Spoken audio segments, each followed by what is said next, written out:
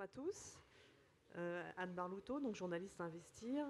À mes côtés, Gilles Beyen, qui est le président de la société de biotechnologie Eritech. Alors Eritech, c'est une société de recherche qui est spécialisée dans les thérapies contre le cancer.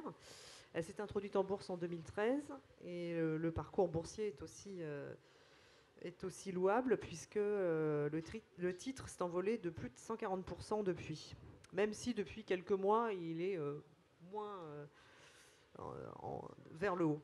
Mais la performance globale est très bonne. Alors Eritech a mis au point un procédé très innovant que vous allez nous expliquer, qui est fondé sur l'utilisation des globules rouges pour transporter une molécule. Et il a réussi à standardiser ce système. Donc, comment ça fonctionne-t-il et quelles sont les grandes applications pour cette technologie? Oui, bonjour à tous.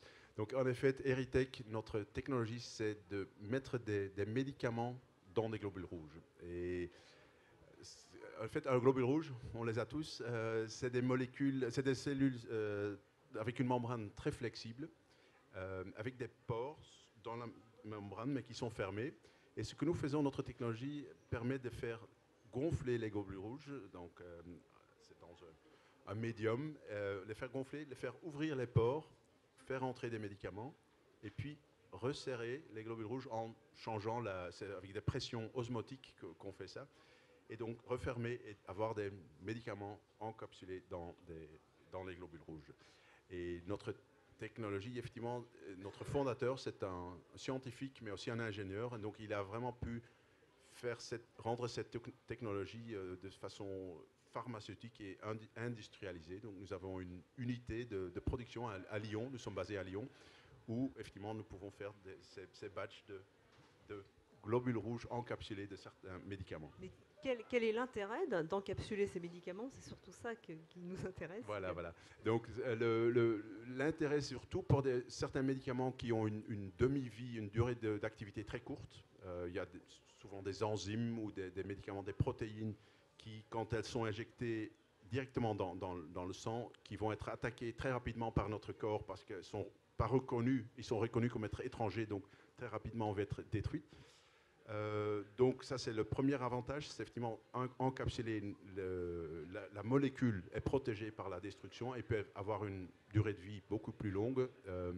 Par exemple, l'asparaginase, le premier médicament qu'on encapsule, a une demi-vie normalement de 1 jour et ça passe à 30 jours dans le globule rouge. Donc ça c'est un. Et deux, encore plus important, c'est souvent des molécules qui sont très toxiques. Donc où notre corps aura des réactions allergiques ou autres effets secondaires. Et là, on a démontré qu'encapsulé, cette toxicité quasi disparaît. Donc on a une molécule qui a, une activité prolongée et deux, beaucoup moins de toxicité. Qui est surtout important, par exemple, dans les médicaments utilisés dans le cancer, où déjà les patients sont traités de médicaments très toxiques et donc le plus qu'on peut réduire la toxicité, le mieux naturellement pour le patient.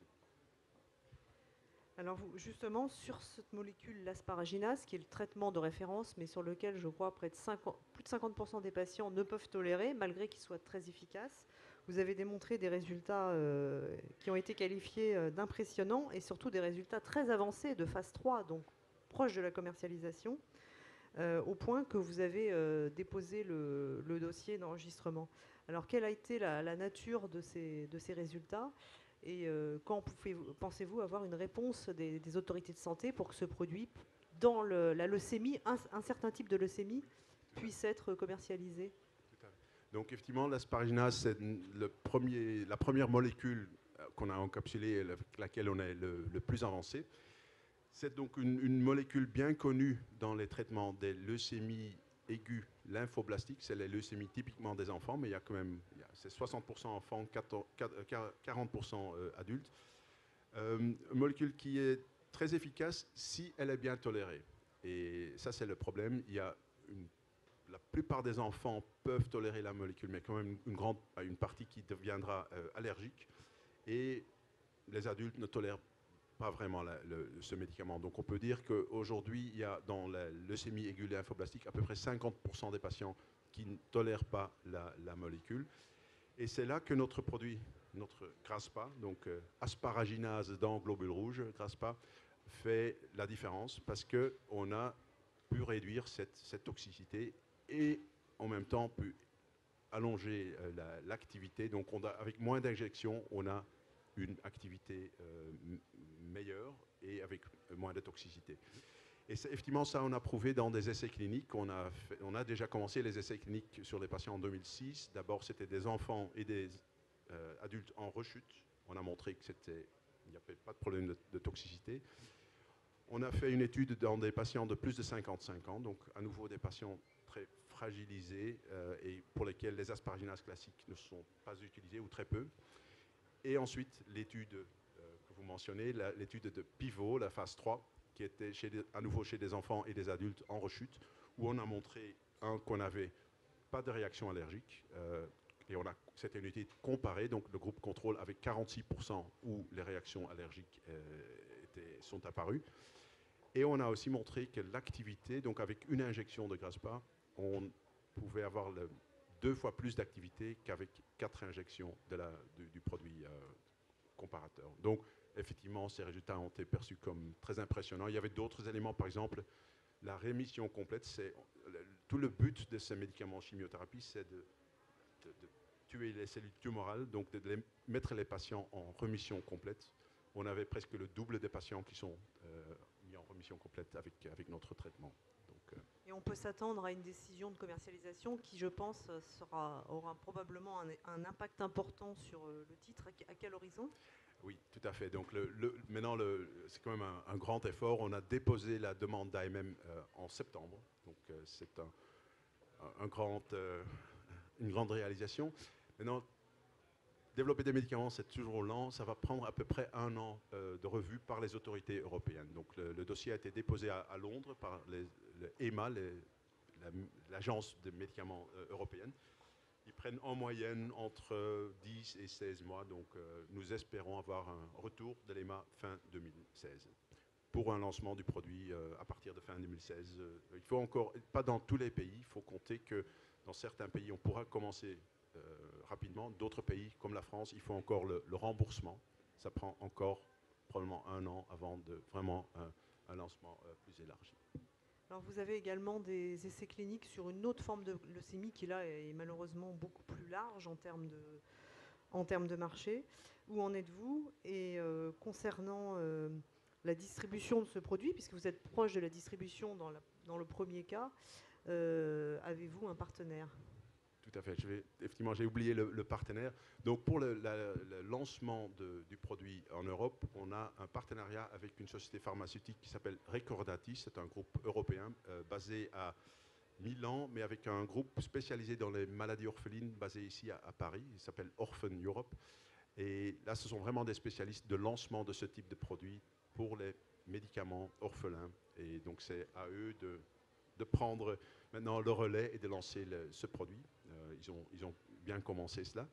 Et c'est le contrat qu'on a avec eux, c'est le contrat pour la distribution dans la LAL et dans la LAM. Et la LAL, c'est la leucémie aiguë lymphoblastique dont je parlais. Et la LAM, c'est la deuxième indication, c'est la leucémie aiguë myéloïde. C'est aussi une leucémie aiguë, mais c'est plutôt, là où la LAL, c'est plutôt 60% enfants et 40% adultes. La LAM, c'est l'inverse, c'est même que 6 ou 7% enfants, c'est presque tous des adultes. Maladie similaire, mais encore plus difficile à traiter. Et il y a encore plus de recherches de médicaments qui sont bien tolérés parce que ces patients sont vraiment en état de performance très fragile. Donc le fait de pouvoir délivrer l'asparaginase sans la toxicité est encore plus important.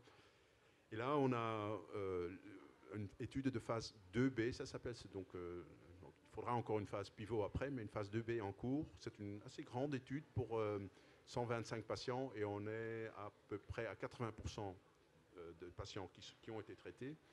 Et maintenant, on attend les résultats en 2017. Alors vous avez un partenaire donc en Europe. Vous avez commencé à lancer des essais aux États-Unis, je crois dans la première indication. Est-ce que vous allez également chercher un partenaire de commercialisation et de développement, puisque j'imagine que les essais sont plus coûteux en plus aux États-Unis?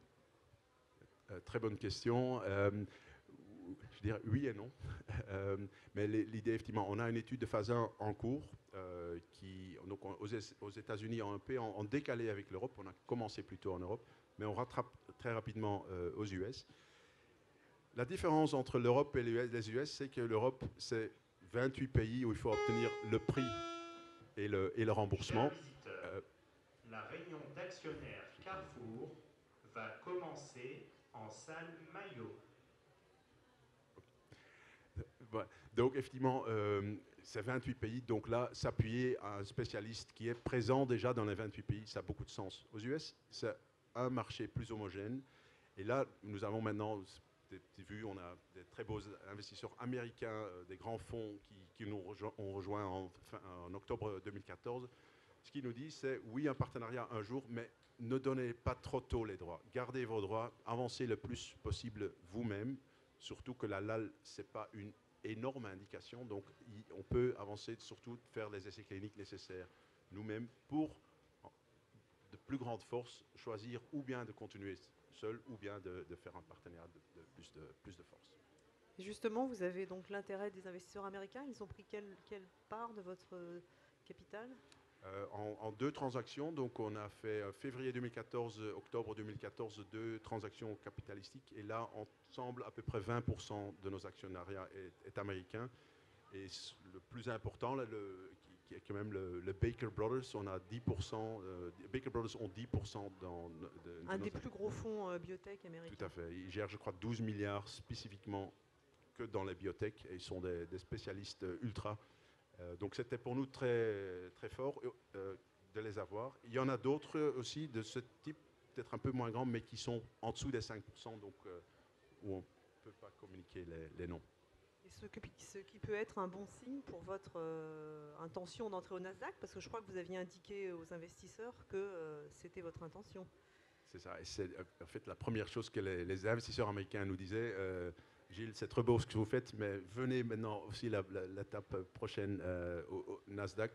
On a commencé, vous l'avez vu, en janvier 2015 avec une première étape, un listing de niveau 1. C'est juste pour permettre à certains investisseurs américains d'investir en dollars. C'était bien perçu, ça n'a pas ajouté beaucoup en termes de liquidité. Et effectivement, dans cet élan, on peut être très transparent, on a cette intention, on a cette volonté de faire un listing double aux US. Je peux dire qu'on a fait cette annonce parce qu'on était prêt.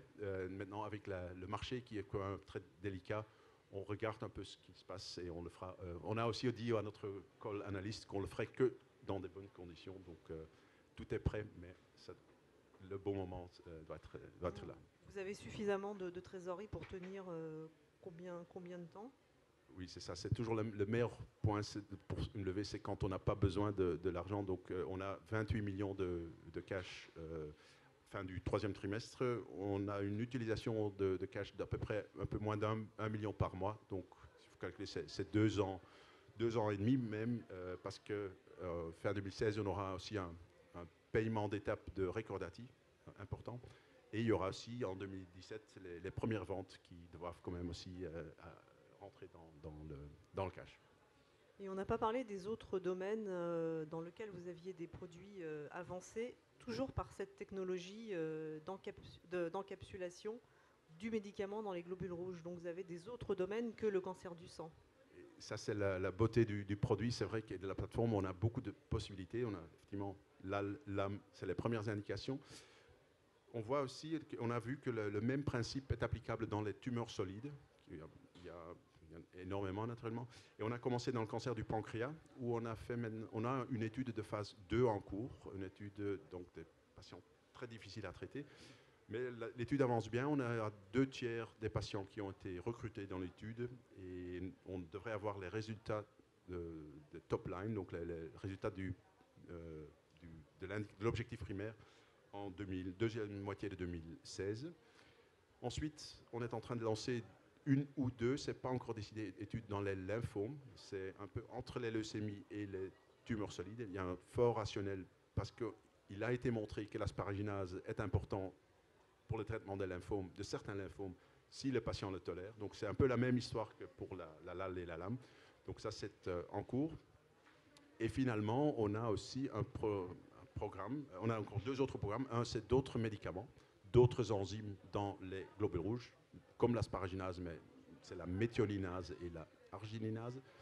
Là, on avance en études de phase 1. Et ensuite, on a une plateforme pour l'immunothérapie. En effet, au lieu de mettre des enzymes comme l'asparaginase et les méthioninases, on met des antigènes dans les globules rouges et on envoie ces antigènes directement là où elles doivent produire des cellules T, des cellules antitumorales.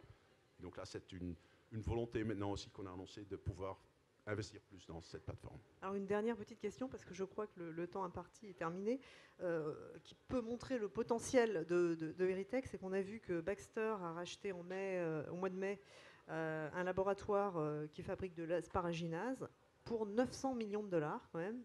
Donc vous êtes valorisé environ 200 millions. Quel commentaire apporteriez-vous? Qui a un fort upside. Mais c'est vrai, c'est assez fort parce que le produit de Baxter, que Baxter a racheté, c'est un ancien produit, c'est Oncospar, c'est un produit asparaginase mais pégylé, donc il a l'avantage d'avoir une durée plus longue, mais quand même beaucoup de toxicité. Et c'est vrai que c'est une molécule qui est utilisée en première ligne, mais où il y a à peu près, et seulement chez l'enfant, presque seulement chez l'enfant, et il y a quand même pas mal de patients qui deviennent allergiques aussi. Donc oui, je crois que c'est un signe que le secteur des asparaginases et d'affamer les tumeurs en plus large, c'est quand même un secteur où il y a beaucoup de potentiel et beaucoup d'espoir, parce que Baxter a payé 900 millions pour un produit qui vendait 100 millions. Donc c'est l'espoir qui est là quand même. Très bien. Écoutez, merci beaucoup, Monsieur Deyen. Merci à vous. Merci à tous. Merci à tous. Merci.